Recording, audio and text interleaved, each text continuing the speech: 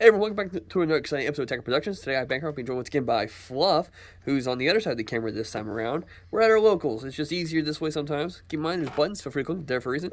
But Fluff has brought Jiren to our store and did pretty well with it. So well that he got actual first place. Yep. Actually won with it. So he didn't. I did. We didn't play the best of three. But actually this is Jimmy's card because we did make an agreement. So that is actually Jimmy's card. But, Jiren, I've been on the deck for a while, so let's get into it. I'm going to try not to be super wordy. So the leader, the big important thing about the leader on the front side is activate main. You take a life, you search top 7, and you play a 1-drop Universe 7 in rest mode amongst those top 7. Or, yeah, Universe 11. My bad. He's awakened at 4 or less. He's a hybrid. And then he also has the ability to allow you to evolve during your opponent's turn on Spirit Boost 1. So those would be the big points. On the backside, you finally get your draw for an attack. And then you also get the ability to evolve during your opponent's turn, Spirit Boost 1. But also during your turn, twice per turn, when you evolve, you get 5,000 power on the lead. That's not super relevant, but it does come up every once in a while. So that's the leader.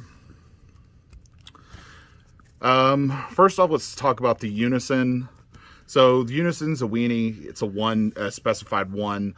The +1, you basically at the end of your turn get to play a 1-drop Universe 11 in rest mode.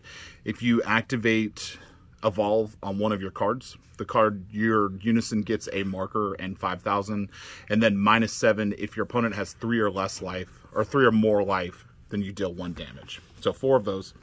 Moving into the 1-drop package, I play 4 of Jiren the Avenger.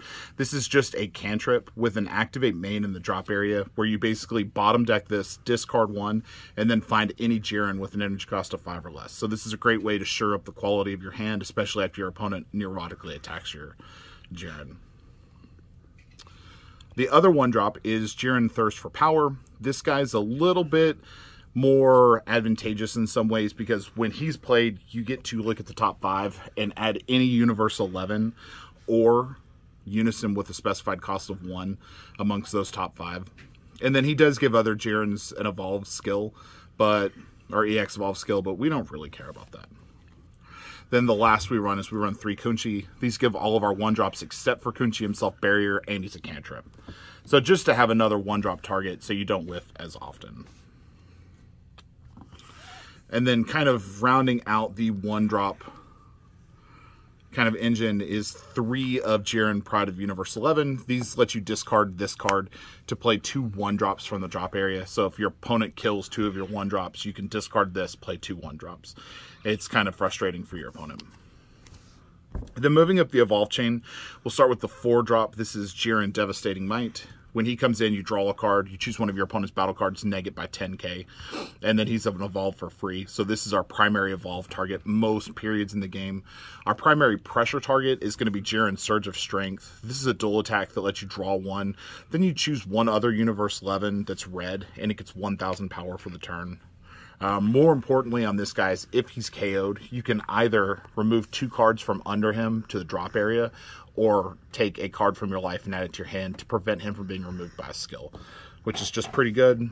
And then I run 2 of the promos because I have room for them. And then I run 3 of the 8-drops. 4 gets kind of cloggy. 3 is kind of risky because there's times you don't see them that you might want them, but they are big 35,000 bodies that are double strike that can restand themselves by dumping a card under them once per turn. So that's the primary Jiren Universe 11 engine. Kind of moving into more generic things at this point.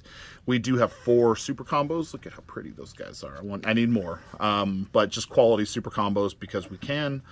Then I do run 2 of the Brawly Crown of Retribution. This just lets us snipe problem cards out of our opponent's hand if they leave a bunch of energy open, or we can try to bait certain counters with that. At a 1-of, we run the new ruler, King Piccolo. I rarely ever play this card, but it's a 1-of. It's really good. Why not? One of the most overperforming cards in the deck has got to be Yamcha Merciless Barrage. I did have this at a 4-of, but I wanted to add in a couple other things, so I cut it down to a 3-of. Honestly, 4-of's probably the more correct number because this card just overperforms in this matchup, or in this deck. Moving into our off-color battle cards here. We've got Secret Identity Mass Sand just to help blow up the field, clear out problem cards. We've got a Bardock Fighting Against Fate. This is in-game pressure, plus it kind of baits things for our opponent. Our secret rare is the Supreme Kai of Time. This just lets us clear out problematic unisons and problematic battle cards. So that's it for the battle card lineup. We run Freeze's Death Ball at a 1 of. 3, Testing the Opposition. This card is absolutely amazing. Probably could be run at a 4 of, no problems in this deck.